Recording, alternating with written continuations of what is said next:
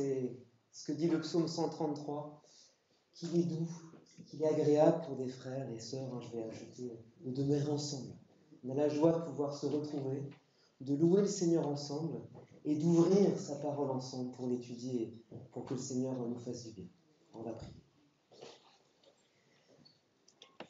Oui Seigneur, merci d'être toi-même un Dieu joyeux. La joie te caractérise et tu nous appelles à être comme toi, à te ressembler. Nous voulons être aussi dans la joie en toutes choses parce que tu es celui qui est la source de joie parfaite.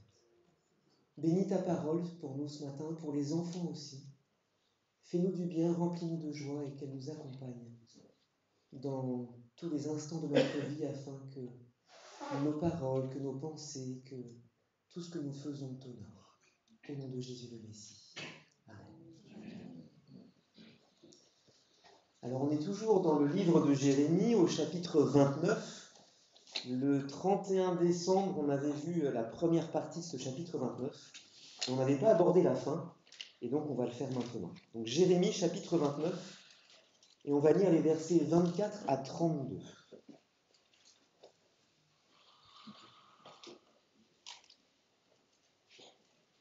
Donc Jérémie 29, versets 24 à 32.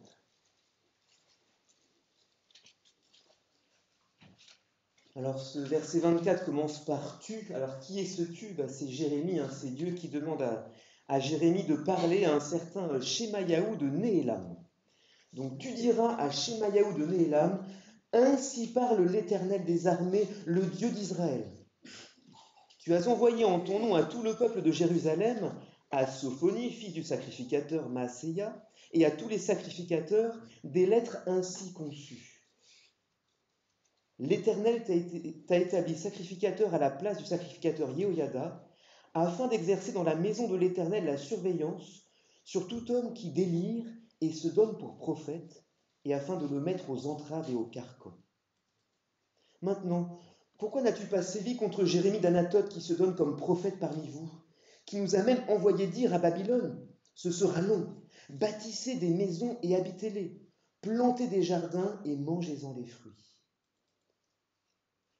Le sacrificateur Sophonie lut cette lettre en présence du prophète Jérémie.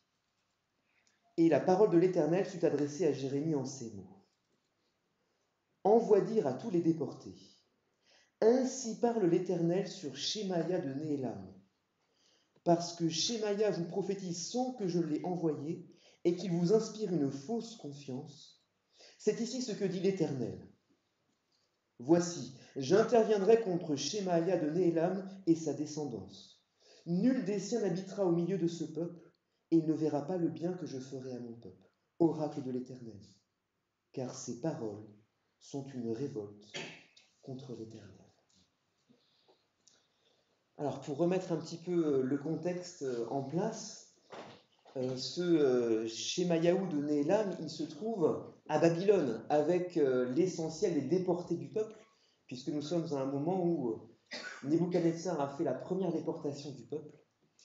La plupart des notables de Jérusalem et de Juda sont à Babylone, il ne reste à Jérusalem que le petit peuple. Et donc il y a ce faux prophète, Shemayahu de Néhélam. Et donc, il y a au verset 31 un retour de la part de Dieu qui lui dit « Ainsi parle l'Éternel, parce que Shemaïa vous prophétise sans que je l'ai envoyé, et qui vous inspire une fausse confiance. Voici ce que dit l'Éternel, j'interviendrai contre lui. » Et il termine à la fin du verset 32 en disant « Car ces paroles sont une révolte contre l'Éternel. » Et je ne sais pas si vous vous en souvenez, mais il y a 3 éléments dans ce qui est dit ici au verset 31 et 32 qu'on avait déjà vu au chapitre 28. La première chose, c'est Dieu qui dit de la part de Jérémie que ce prophète, il prophétise sans que je l'ai envoyé. Le deuxième élément, c'est qu'il inspire une fausse confiance. Et enfin, que ces paroles sont une révolte contre l'Éternel.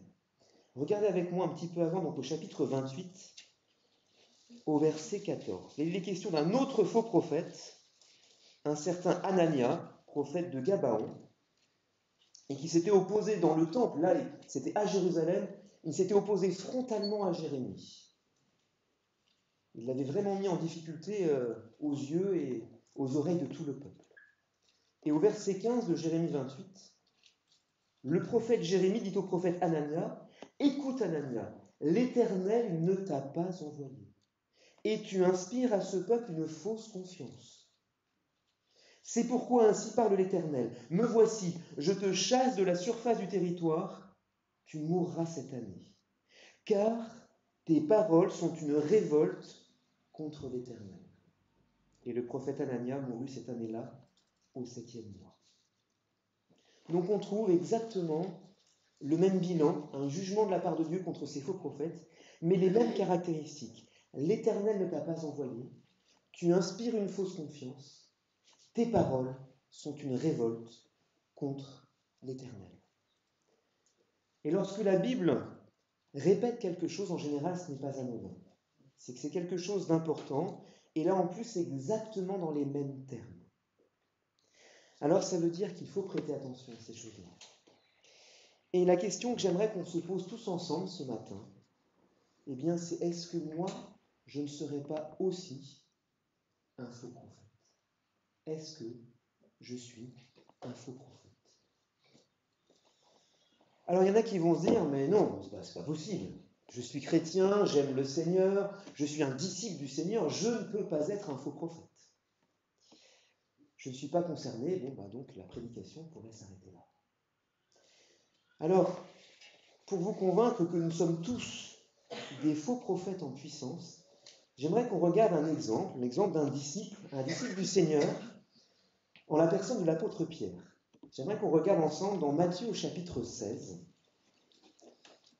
les versets 13 à 17. Matthieu au chapitre 16, les versets 13 à 17.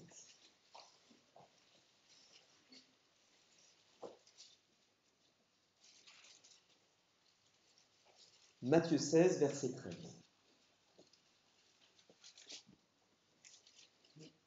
Jésus, arrivé sur le territoire de Césarée de Philippe, posa cette question à ses disciples. Au dire des gens, qui suis-je, moi, le Fils de l'homme? Ils répondirent, les uns disent Jean-Baptiste, d'autres Élie, d'autres Jérémie ou l'un des prophètes. Mais vous, leur dit-il, qui dites-vous que je suis? Simon-Pierre répondit, tu es le Christ, le Fils du Dieu vivant. Jésus reprit la parole et lui dit, tu es heureux, Simon, fils de Jonas, car ce ne sont pas la chair et le sang qui t'ont révélé cela, mais mon Père qui est dans les cieux. Quel disciple de Jésus extraordinaire, ce Simon-Pierre. Il reconnaît que Jésus est le Christ, le Fils du Dieu vivant. Et ça va même plus loin parce qu'au verset 18, qu'est-ce que lui dit encore Jésus? Il dit, et moi je te dis que tu es Pierre et que sur cette pierre je bâtirai mon église et que les portes du séjour des morts ne prévaudront pas contre elle. Je te donnerai les clés du royaume des cieux. Ce que tu lieras sur la terre sera lié dans les cieux, et ce que tu délieras sur la terre sera délié dans les cieux. Donc non seulement Pierre était un disciple de Jésus, choisi par Jésus lui-même, mais il est même un apôtre sur lequel Jésus a décidé de bâtir son Église. Il est un pilier de l'Église. Et pourtant, si on va encore un tout petit peu plus loin, au verset 21,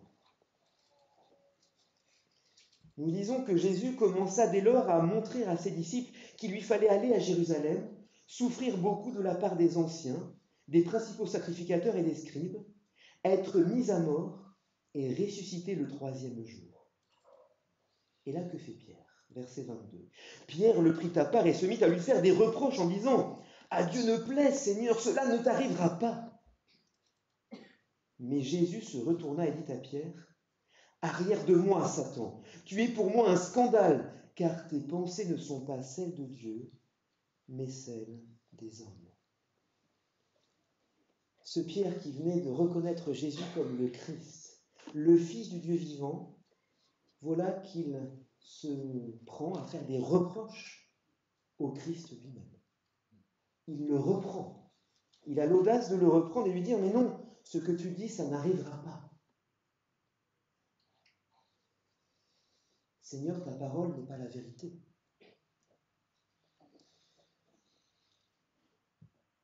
Et il invoque Dieu en disant ça, il dit, mais à Dieu ne plaise. Il se revendique comme un disciple de Dieu pour affirmer ces choses.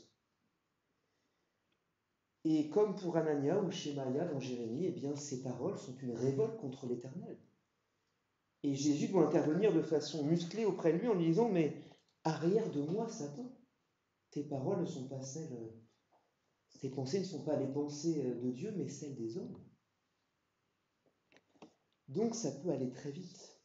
On peut très vite passer de la pensée de Dieu à la pensée de l'homme et se transformer très vite en faux prophète, à l'image de Pierre ici. Donc cet exemple de Pierre nous montre que nous sommes tous, en tant que chrétiens, facilement et rapidement capables de basculer en mode faux prophète et pourtant avec les meilleures intentions du monde. Pierre ne voulait pas que le Seigneur Jésus souffre, ne voulait pas qu'il meure. Et alors on croit faire le bien, on croit être dans la vérité, être dans le droit chemin, et pourtant on peut être en scandale à notre Seigneur Jésus, comme Pierre a pu l'être, tout en étant persuadé d'être mandaté par Dieu pour affirmer des choses qui ne sont pourtant pas la pensée de Dieu. Donc tout le monde est concerné par la fausse prophétie. Si Pierre, sur lequel Dieu lui-même a décidé de bâtir son Église, est concerné, nous sommes tous, bien sûr, tout autant que lui, nous sommes tous des faux prophètes en puissance. Alors comment est-ce possible ?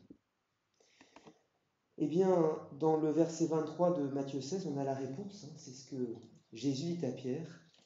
Tes pensées ne sont pas celles de Dieu, mais celles des hommes. Tes pensées ne sont pas celles de Dieu, mais celles des hommes. On voit que c'est au niveau de la pensée que tout se joue. Quand Pierre a confessé Jésus comme le Christ, comme le Fils du Dieu vivant, Jésus lui a dit, c'était au verset 17, « Ce ne sont pas la chair et le sang qui t'ont révélé cela, mais mon Père qui est dans les cieux. » Là, ce n'était pas la pensée de l'homme qui était à l'œuvre, c'était vraiment la pensée de Dieu. Ce ne sont pas la chair et le sang, ce n'est pas l'homme qui t'a révélé cela, mais c'est mon Père qui est dans les cieux. Mais on voit que on peut avoir tantôt la pensée de l'homme, on est humain, et puis la pensée de Dieu. Et en tant que chrétien, c'est ce qu'on recherche, bien sûr. Mais on voit qu'il y a ce conflit dans l'homme au niveau de la pensée. On a tantôt la pensée de l'homme et tantôt la pensée de Dieu. Et donc, on va se pencher un petit peu plus en détail ce matin sur justement la pensée, ce que c'est que la pensée et comment avoir la pensée de Dieu. Mais avant d'aller plus loin, j'aimerais briser un mythe, une erreur qui est communément admise dans notre société et qui nous empêche d'ailleurs de faire un juste examen de notre pensée. Et je suis sûr que vous avez tous déjà soit entendu ça ou même prononcé ces paroles.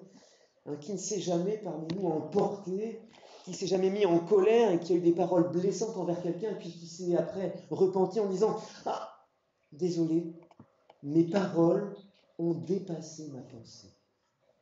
Mes paroles ont été au-delà de ma pensée. Ce que j'ai dit, je ne le pensais pas vraiment. » Eh bien ça, c'est complètement faux. Ce que l'on dit, c'est ce que l'on pense. Jésus est très clair avec cela. Dans Luc 6, 45, il nous dit « L'homme bon tire le bien du bon trésor de son cœur, et le mauvais tire le mal de son mauvais trésor, car c'est de l'abondance du cœur que la bouche parle. » C'est de l'abondance du cœur que la bouche parle. Si j'ai parlé, c'est de ce que j'ai dans mon cœur. Mes paroles ne dépassent jamais ma pensée. Mes paroles sont le témoignage de ce que je pense, de ce que j'ai au fond du cœur. Dans Marc 7, au verset 20, Jésus explique davantage les choses en disant « Ce qui sort de l'homme, voilà ce qui le rend impur, car c'est du dedans, c'est du cœur des hommes que sortent les mauvaises pensées, Les prostitutions, les vols, les meurtres, adultères, cupidité, méchanceté, ruse, dérèglement, les regards envieux, les blasphèmes, l'orgueil, la folie, toutes ces choses mauvaises sortent du dedans et rendent l'homme impur.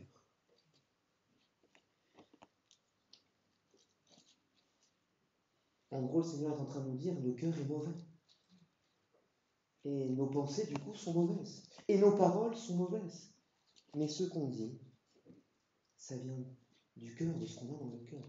C'est de l'abondance du cœur que la bouche parle. Et si on revient à Jérémie 28 et 29, et au reproche qui est fait aux faux prophètes, c'était quoi? C'était « tes paroles sont une révolte contre l'Éternel ». Est-ce que dans nos paroles, il n'y aurait pas parfois des choses qui sont contre Dieu, qui sont une révolte contre l'Éternel? Et donc pour cela, il est nécessaire qu'on examine nos paroles, que nous jugions ce qui sort de notre bouche, parce que justement, ça révèle ce qu'il y a dans notre cœur, ça révèle nos pensées. Mais si, comme le fait le monde, on se dit « Ah mais non, mes paroles ont dépassé ma pensée », eh bien quelque part on se trouve des excuses, et on va se dire « Oh non, je ne suis pas si mauvais que ça, mon cœur n'est pas si mal que ça, mes paroles ont dépassé la réalité de mon cœur ». Non. Ce qui sort de notre bouche, c'est ce qu'il y a dans notre cœur. Ne pensons pas que nous sommes bons au-dedans, que notre cœur serait bon. La Bible dit tout le contraire. La Bible en Jérémie, d'ailleurs, nous dit au chapitre 17 et au verset 9 que le cœur est tortueux par-dessus tout et qu'il est méchant et qu'il est même incurable. Heureusement, le Seigneur est venu pour le soigner, ce cœur. Mais humainement, il est incurable. Il est tortueux, il est méchant. Mais le Seigneur, il est venu pour guérir notre cœur. Il est venu pour guérir nos pensées. Et donc, il y a de l'espoir. Donc, parlons un petit peu plus en détail des pensées, de ce qui fabrique notre pensée et notre personnalité. Je reviens à Pierre. Dans Matthieu 16, verset 23, Jésus lui avait fait ce reproche « Tes pensées ne sont pas celles de Dieu, mais celles des hommes. » On avait déjà souligné ce conflit qu'il peut y avoir en nous entre la pensée de l'homme et la pensée de Dieu. Mais donc l'enjeu, c'est vraiment nos pensées. Et si nous ne faisons pas attention à nos pensées, eh bien rapidement, on va devenir des faux prophètes. Dans Proverbe 23, au verset 7, il est question d'un homme qui est tel que sont les arrière-pensées de son âme. Dans la version seconde de 79, il est dit « Il est comme les pensées de son âme ». Et Darby traduit « Comme il a pensé dans son âme, tel il est ». Donc, telles que sont nos pensées, tels nous sommes. Notre personnalité est liée à notre cœur et liée à nos pensées. D'où la question, mais qu'est-ce qui influence nos pensées? Qu'est-ce qui façonne notre pensée, notre façon de réfléchir, de raisonner? Alors il y a plein de choses. Il y a bien sûr déjà la pensée du monde. Nous sommes dans ce monde, nous entendons la façon dont le monde pense, et ça vient imprégner notre propre pensée. Il y a aussi notre culture, notre éducation. Forcément, nos parents nous ont enseigné, nous ont éduqués, et nous sommes façonnés par l'éducation et la culture de notre pays. Il y a aussi le moi intérieur, nos envies, nos désirs, nos souhaits, notre orgueil finalement qui vont forger notre pensée. Puis il y a les émotions, ce qu'on va éprouver, ce qu'on va ressentir. Ça va faire émerger aussi certaines pensées. Et puis quand même, je l'ai gardé pour la fin, mais ce n'est pas le moins important. J'espère que dans nos cœurs en tant que chrétiens, il y a la pensée de Dieu. Mais il y a toutes ces choses-là qui vont se mélanger, qui vont être dans notre cœur, et ça va être à nous de contrôler un petit peu, à l'image d'un robinet, ouvrir, fermer certaines pensées qui vont monter, qui vont nous faire parler et nous faire agir aussi.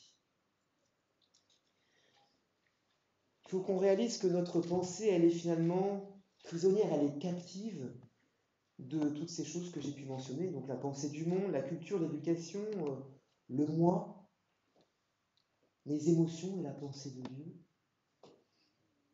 Mais la question, c'est qu'est-ce qui domine sur moi? Qu'est-ce qui domine dans mes pensées? Est-ce que c'est la pensée du monde? Et à cela, que dit l'apôtre Paul dans Romains 12 au verset 2?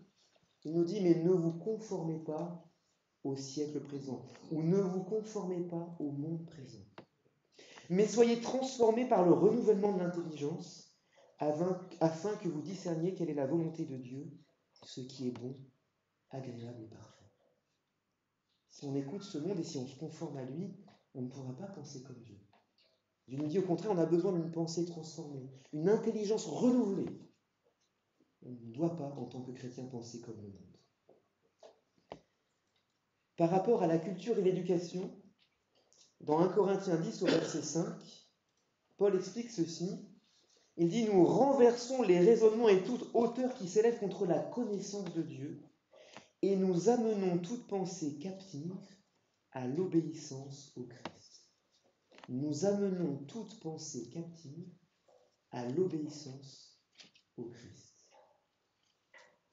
Paul souligne bien que notre pensée elle est captive et qu'il faut l'amener à l'obéissance au Seigneur. On a reçu une éducation, on est imprégné de notre culture, c'est normal, mais il faut être capable de s'en détacher et obéir au Seigneur en premier lieu. Donc ça suppose de le connaître. On va y revenir.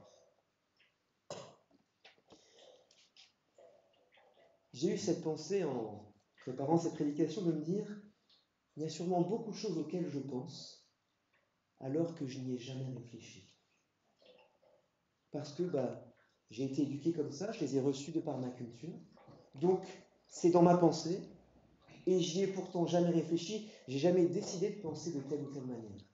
Et on va pourtant prendre des décisions, faire des choix, reprendre des gens à partir de ces choses qui nous viennent d'ailleurs, mais qu'on n'a pas forcément confrontées avec la parole de Dieu et auxquelles on n'a tout simplement pas réfléchi. Ce sont des choses que l'on admet, puis on s'en empare, on les pense, et finalement, on n'y a pas réellement pensé. Ce qui domine dans nos pensées, c'est peut-être aussi donc le moi, et ça c'est quelque chose de fort. Mes envies, mes aspirations personnelles, et qui sont forcément égoïstes, puisque c'est le moi, c'est l'ego. Alors je reviens à Jérémie 29, parce qu'on a une mise en garde par rapport à ce moi intérieur. Jérémie 29, au verset 8, on l'avait lu.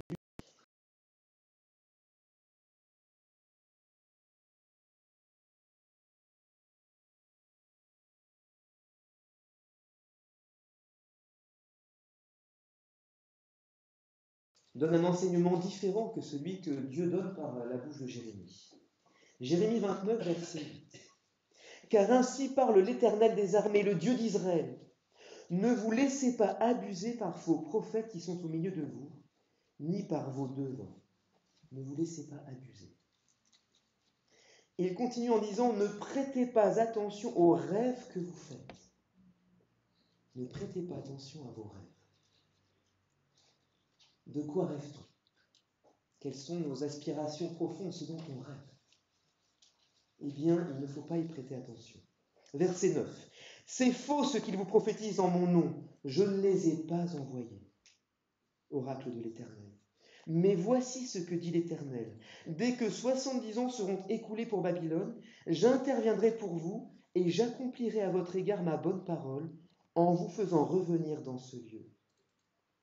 Je connais, moi, les desseins que je forme à votre sujet, oracle de l'Éternel, desseins de paix et non de malheur, afin de vous donner un avenir fait d'espérance.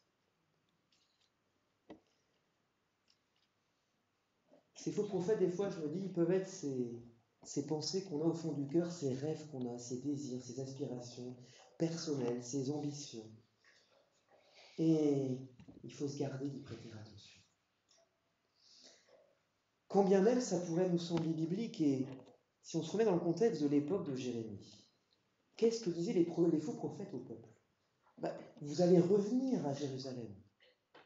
Ça va se faire bientôt. Anania, dans Jérémie 28, disait, dans 2 ans, les objets du temple nécessaires pour le culte qui ont été enlevés par Nebuchadnezzar et qui sont à Babylone vont revenir.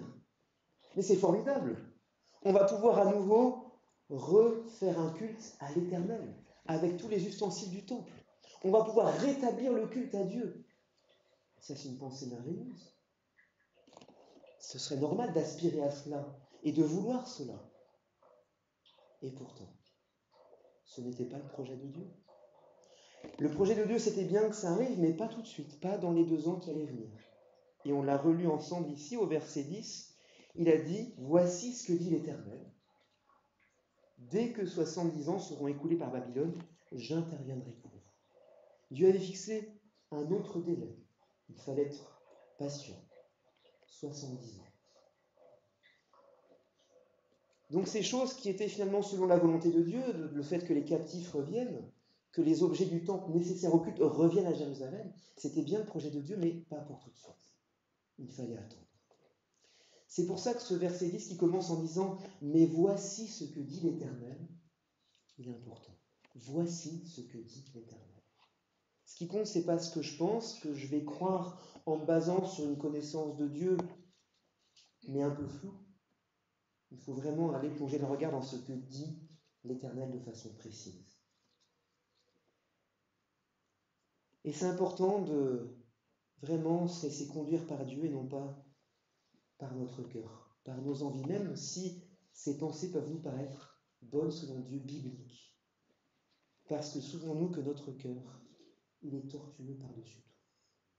Et il est méchant. Souvenons-nous que Dieu sait mieux que nous ce dont nous avons besoin. Et c'est ce qui est dit au verset 11. Que dit Dieu ? Je connais, moi, les desseins que je forme à votre sujet. Je connais ce qui est bon pour vous. Je sais mieux que vous ce qui est bon pour vous, nous dit le Seigneur. Alors il faut lui faire confiance. Et il nous dit que ces projets sont des projets, non pas de malheur, mais de paix. Ce sont des projets pour nous donner un avenir fait d'espérance. Le Seigneur sait vraiment ce qui est bon pour nous et il veut le meilleur pour nous. Alors il faut lui faire confiance et mettre de côté nos désirs qui peuvent nous faire partir dans des mauvais chemins, dans des mauvaises directions. Faisons confiance à Dieu par nous-mêmes. Attention à notre cœur. Ce qui peut nous égarer aussi, ce sont les émotions. Et j'aimerais qu'on prenne un exemple ensemble dans Actes, au chapitre 21, où là il est question d'un prophète, un vrai prophète, pas un faux prophète. Acte 21, verset 10 et suivant. On ira jusqu'au verset 14.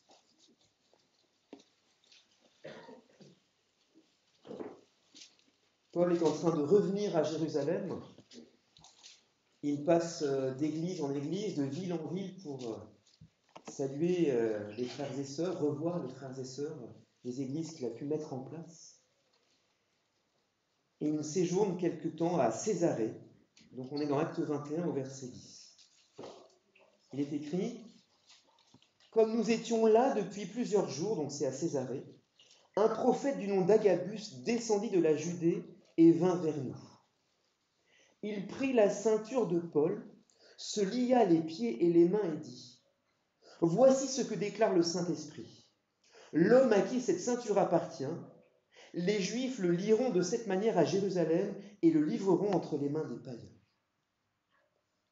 Vous imaginez qu'il y a Paul, il y a tous ses amis, tous les frères et sœurs qui sont chers à Paul, mais pour ses frères et sœurs, Paul leur est très cher aussi. Et au verset 12, quelle est leur réaction ? Après avoir entendu cela, nous et ceux de l'endroit, nous avons supplié Paul de ne pas monter à Jérusalem. Ils sont submergés par l'émotion de risquer de perdre Paul, cet homme qui leur est si cher. À qui doivent-on ? Celui qui leur a annoncé la parole de Dieu, qui leur a annoncé l'évangile, par lequel ils ont pu se convertir au Seigneur. Ils entendent d'Agabus que Paul va être lié, livré aux païens. Ils ne veulent pas que ça arrive à Paul. Ils sont submergés par l'émotion. Et que dit Paul au verset 13 ? Il répond « Qu'avez-vous à pleurer et à me briser le cœur ?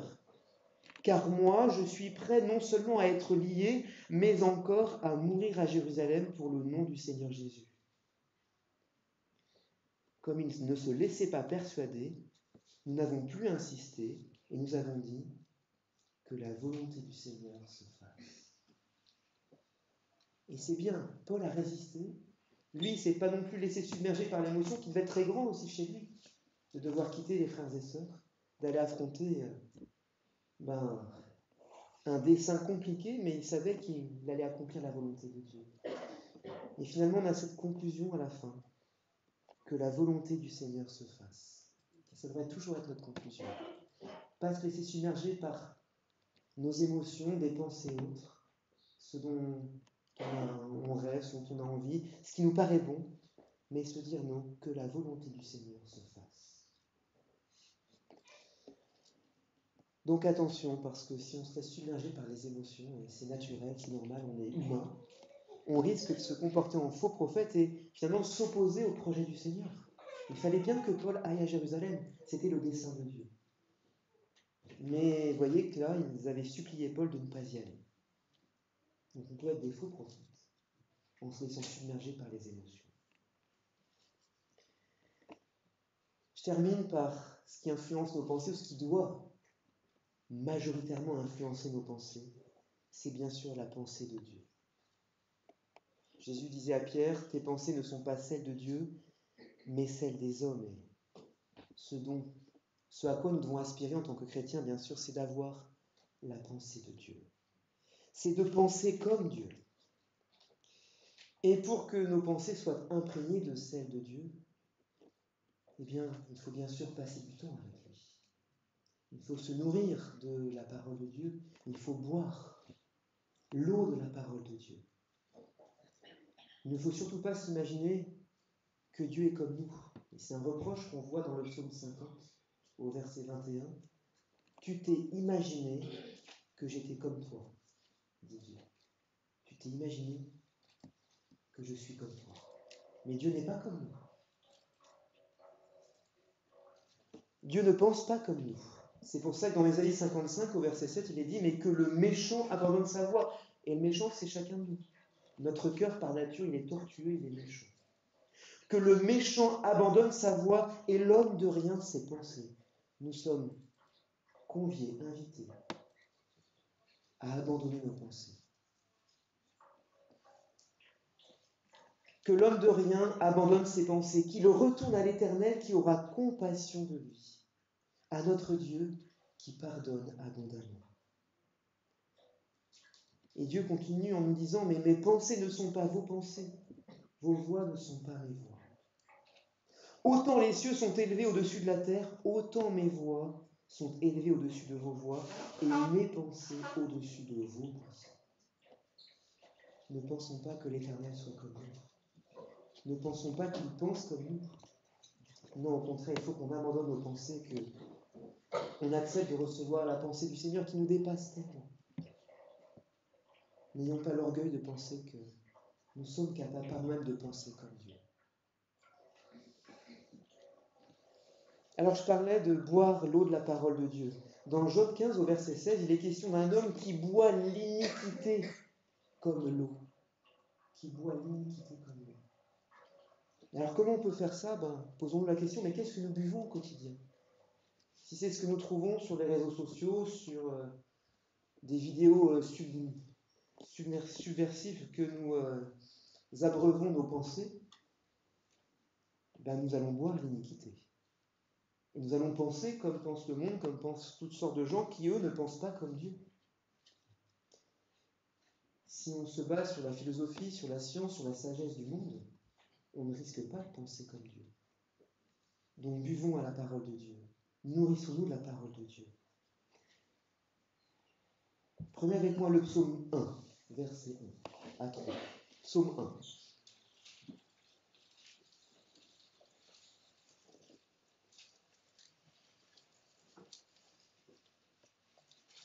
Le psaume 1 nous dit, dans les 3 premiers versets,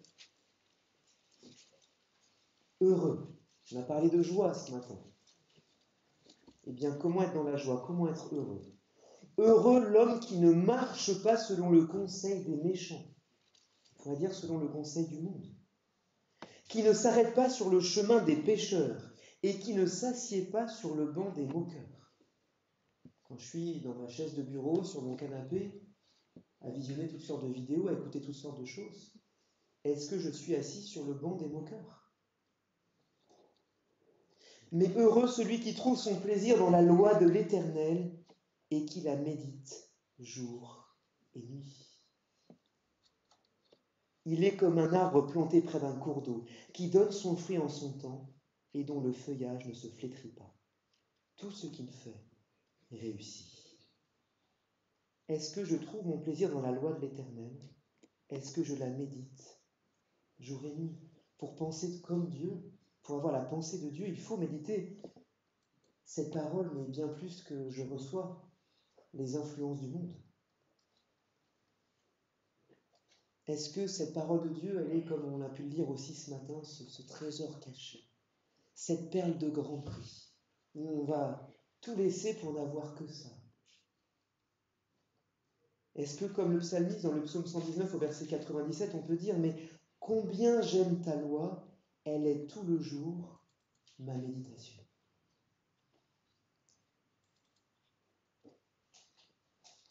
Parce que si on prend des décisions sur la base de nos émotions, sur la base de nos envies, de nos désirs, de nos passions, sur la base de ce qui nous semble bon, sur la base de notre cœur naturel, sur la base de ce que nous entendons à l'extérieur, sur la base des influences du monde, sur la pensée ambiante, eh bien nous allons penser, nous allons agir exactement comme des faux prophètes.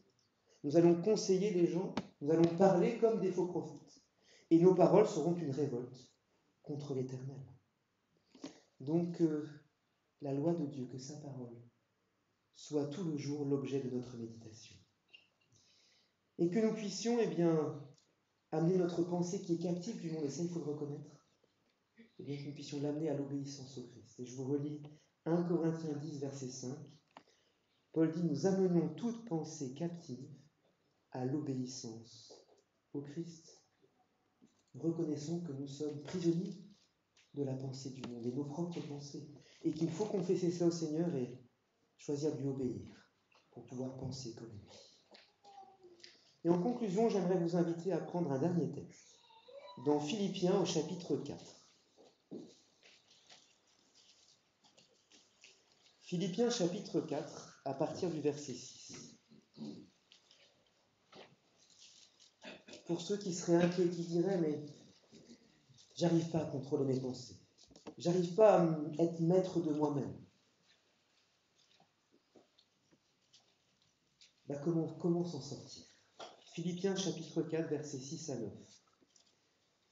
Le Seigneur nous dit « Ne vous inquiétez de rien, mais en toute chose, par la prière et la supplication, avec des actions de grâce, faites connaître à Dieu vos demandes. Et la paix de Dieu, qui surpasse toute intelligence, gardera vos cœurs et vos pensées en Christ Jésus. » La paix de Dieu, qui surpasse toute intelligence. On a dit combien la pensée de Dieu était bien au-delà de la pensée humaine. Son intelligence est bien au-delà de l'intelligence de l'homme. Eh bien, cette paix de Dieu, elle gardera nos cœurs et nos pensées en Jésus-Christ. On a besoin de ça. Que nos pensées, que notre cœur soit en Christ, ancré en lui. On va lire la suite, le verset 8 et les versets 9. Au reste, frères, que tout ce qui est vrai, tout ce qui est honorable, tout ce qui est juste, tout ce qui est pur, tout ce qui est aimable, tout ce qui mérite l'approbation, ce qui est vertueux et digne de louange, soit l'objet de vos pensées.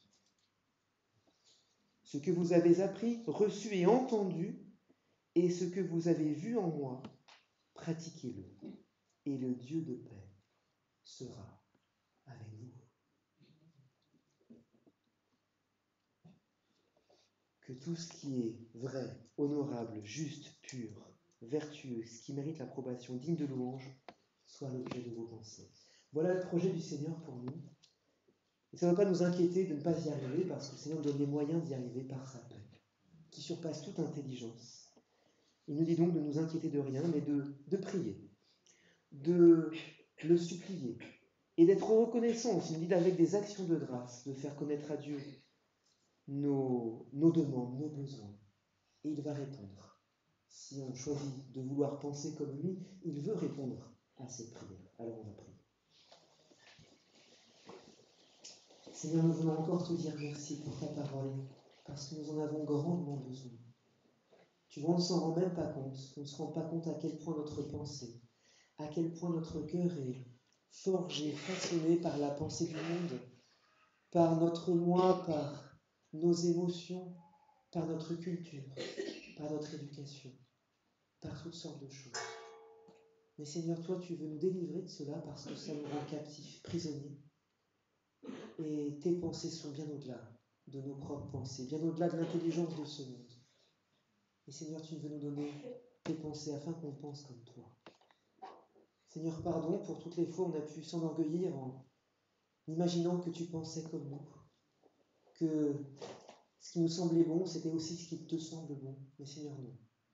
On veut penser comme toi et soumettre notre pensée à la tienne, obéir à ton Fils, le Seigneur Jésus, qui est venu justement pour changer notre cœur, changer notre pensée, changer notre façon de voir les choses. Et merci, parce que c'est par ta parole que cela est possible. Par ta parole, nous comprenons qui tu es, nous comprenons ce que tu veux, nous comprenons quelle est ta volonté.